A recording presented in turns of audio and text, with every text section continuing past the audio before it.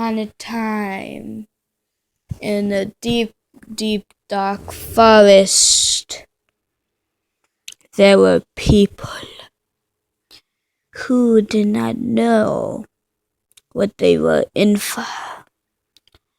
But when one person, was out of the group, the person was scratched by something she didn't want to get scratched by.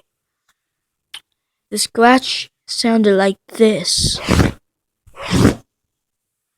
But then somebody found her, then took her home.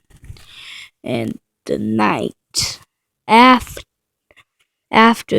the accident, she turned into a wolf. And then she scratched her whole family. And then she went out and scratched other people.